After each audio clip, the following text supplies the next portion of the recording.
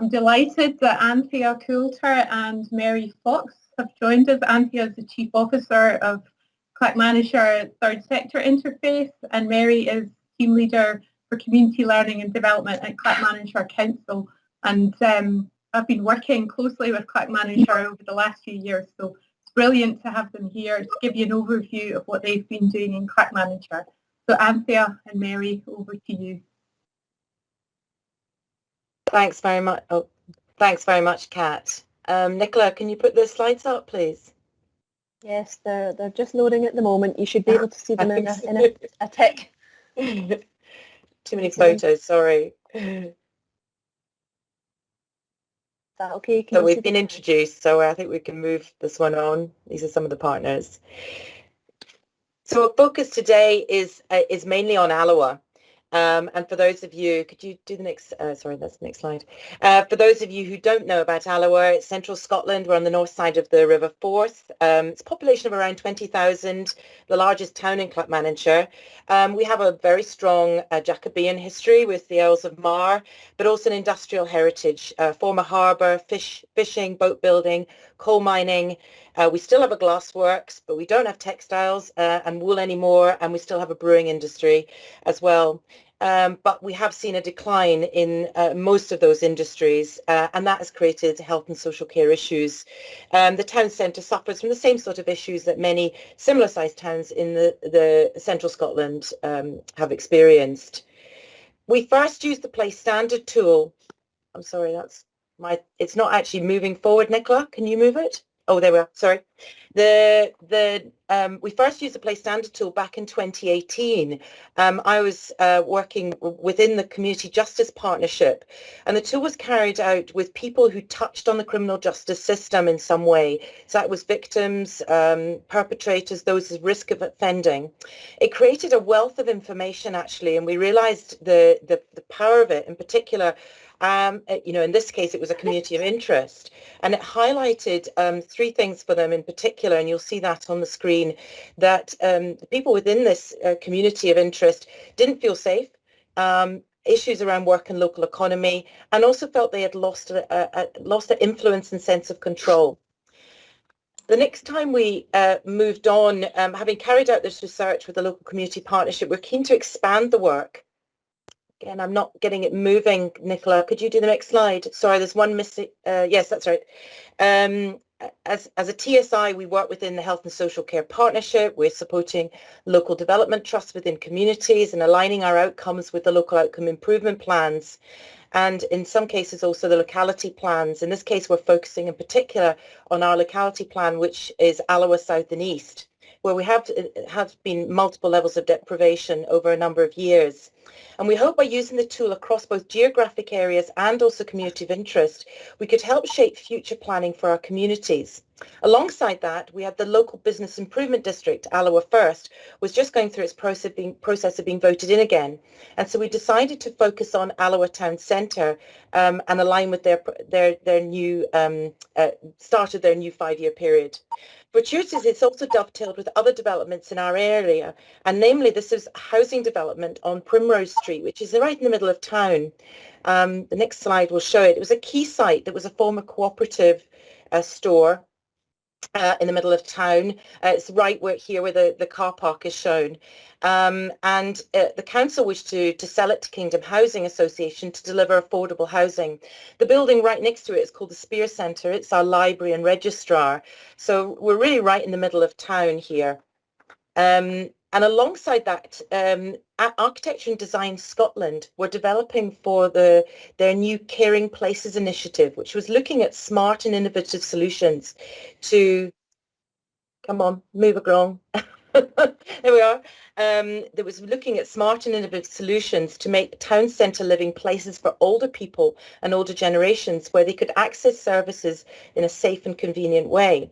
At the same time, Clacks Council is facing significant challenges. It's a very smallest local authority, but it's got the highest number of older people per population of a local authority. Obviously shrinking budgets in there and challenges of delivering care in the community based on conventional formal models. So the key aim was to allow older people to move into more suitable modern accommodation that can meet their future needs. and by doing so free up larger housing. This, and alongside this, was identified the need to be dementia friendly in the process as well. And this is the picture of the housing. It's quite bulky. It's 65 units right in the middle of the town centre. So it's going to be very key that we ensure that we look after these older people within the community. The first part of this process was actually talking to stakeholders, and this is really interesting. So this was people who, part of the Housing Association, council, health and social care, business leaders, all took part in a stakeholders exercise using the Place Standard tool. And I particularly, you can see it's quite an old version. I think it was before it was even published, actually. I want you to draw attention to the things that the people who were the stakeholders felt were the issues that they had and challenges they felt with this site. You'll see right at the top, one of the areas they thought was a problem was moving around. Over to the right, the orange is natural spaces, and down at the bottom, the blue section is housing community. So these were the areas that they thought, hold on to that thought, because I'll be coming back to it in a minute. As you can tell, there was also comments made at the time. The next part of this exercise, having done the vulnerable groups, the stakeholders group, was actually then starting to look at the local residents themselves. So we got really involved, and I'm sorry, this is not moving on. There we are. We did this really by a number of ways. We looked at older residents, older people in the areas, neighbouring areas, and also the Hillfoots we got involved in as well. We put the tool into practice in a number of different ways. Obviously, they've explained, Sandy's explained it can be used in a digital way, and we did use that as well. But we found also that we wanted more information, and we felt that was a bit limited at that point with the what was offered. So we developed a slightly more robust demographic information and analysis from it. So we wanted to look at age. We wanted to look at people who lived in the town centre itself. We wanted to see if people had a disability or were caring for somebody. We wanted to draw out those different cohort priorities and cross-examine them to see the commonalities in particular. So we put together our own demographic survey, and we did in a paper form and also via SurveyMonkey that went alongside the tool. In order that we made it as accessible as possible as well and as easy to use, we also adapted a smaller version, and you can see it here in the photo. It was just an A5 folded leaflet, but the beauty of it was it could be put in places like hairdressers and barbers. One of the biggest successes we had was Wetherspoon's breakfast. We went in the morning, and loads and loads of people filled it in. We're very happy to. So we did drop-ins, we did one-to-one meetings, and we did focus groups. And as I say, we did that digital and non-digital version. We found in total, we had 268 people in total took part in the first stage of the analysis. And this is where I want you to remember back to what the stakeholders said. The things that they were concerned about was moving around. Moving around is not an issue for local residents. They were happy. Likewise, natural spaces to the right. Stakeholders thought that was an issue, but actually people didn't feel that was an issue. They felt there was lots of lovely green spaces around the town centre. And also housing a community at the bottom, again, complete opposite to what the stakeholders, they're saying that they felt that was strong. So it's interesting how stakeholders and residents had very different views, and that really helped form and allow the work to focus on the things that they felt there were challenges. And these are work and local economy, feeling safe, influence and sense of control, and care and maintenance were the things that people highlighted. And that's then informed how, and these are some of the comments, sorry, I'll just put the next slide up. These are some of the comments that also came out. That's the beauty of the Place Standard tool. You've got that quantitative aspect, but you've also the qualitative one. And don't feel safe after dark, town centre not appealing, feeling that not enough has been done about the local history. That was a really interesting one that was taken up.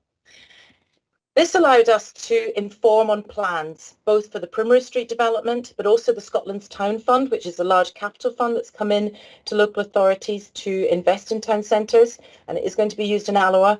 Also, how do the business community meet the priorities of customers and visitors? And how do the third sector and communities enable to create a caring, connected community better? And this actually happened in a number of ways. So these are things that actually happened because of the results of the Play Standard tool.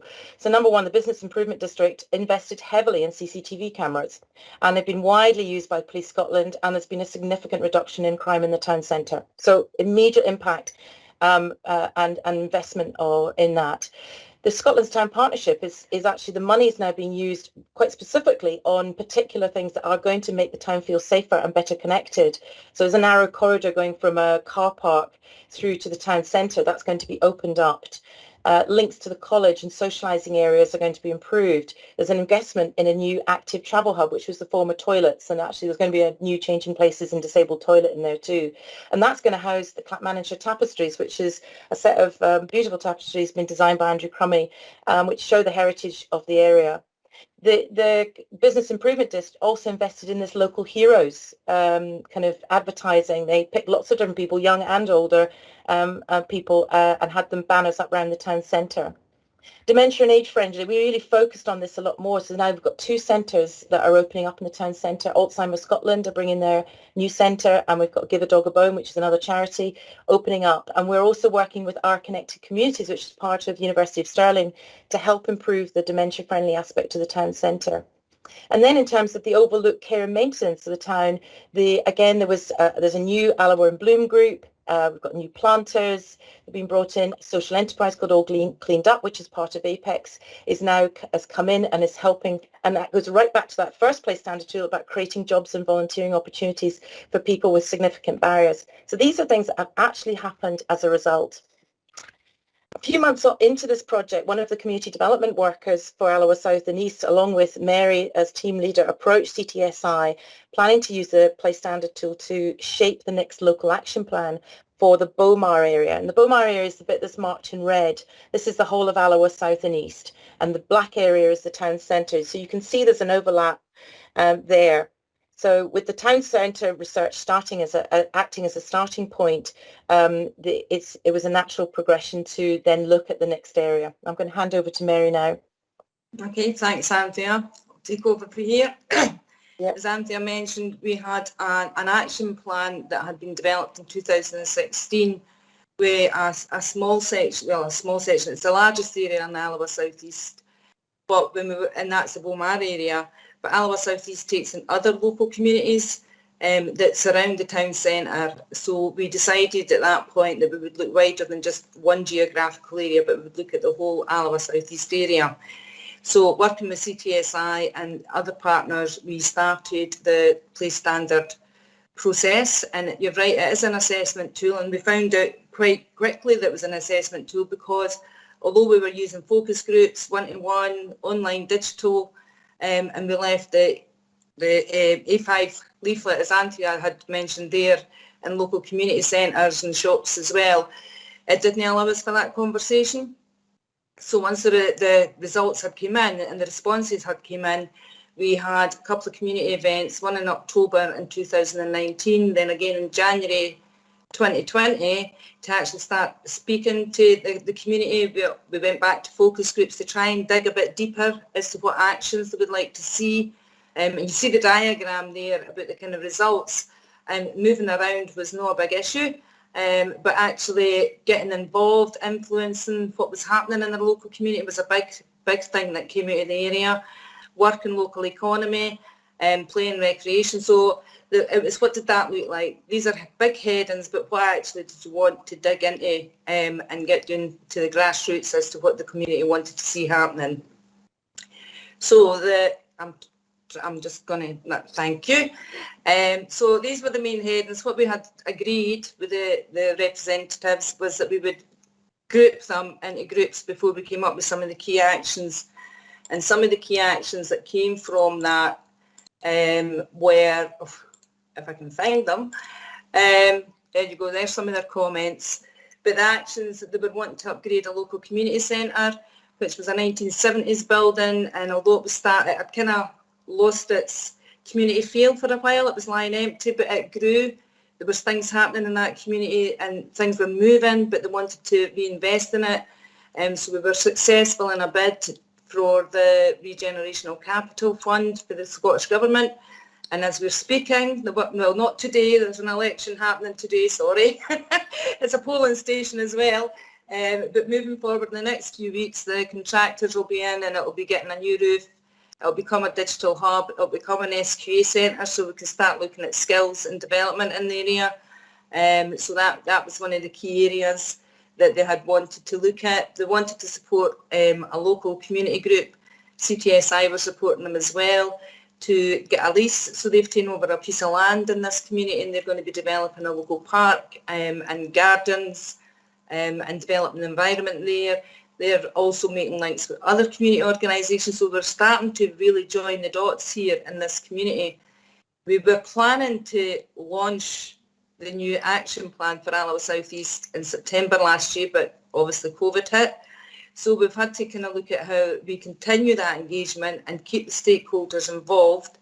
We've had online meetings, and I must admit the community are saying we don't want to do online meetings. I think they found the whole digital thing with their schools and their kids was a bit kind of throwing them away.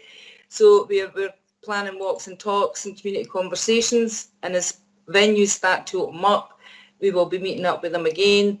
But we have also set up a Facebook page in the last few weeks so that they're informed of what's happening. I don't know what people did. We were really conscious that people might have thought, we've done this consultation, we've had focus groups, we've had discussions, so where's it going?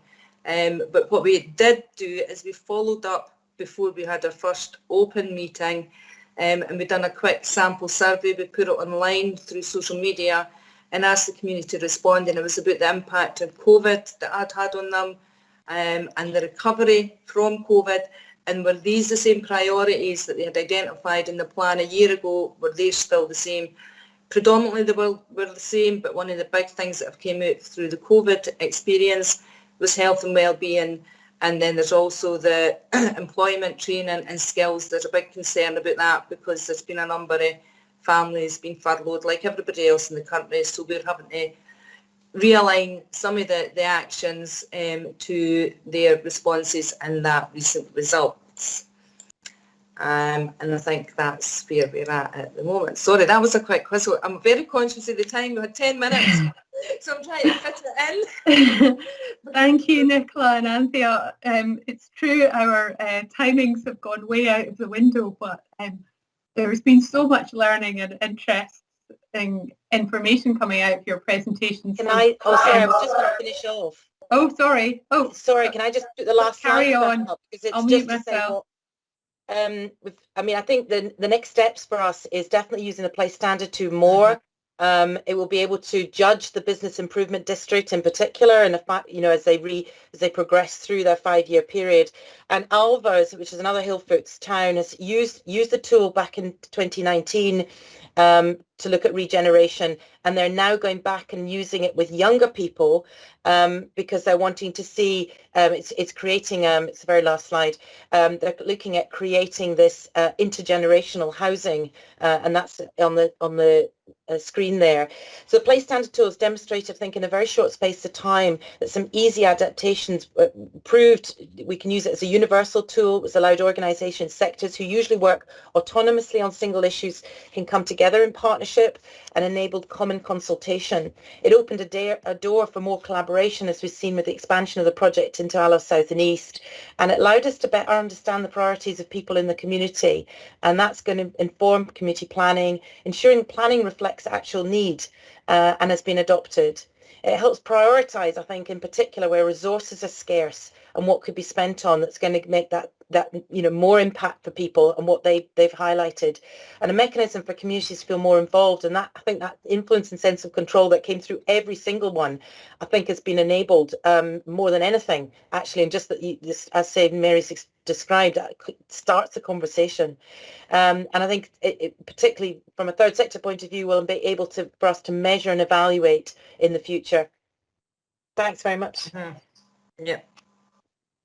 Thank you, Anthea. I'm glad you interrupted me because I think you finished on some really important points.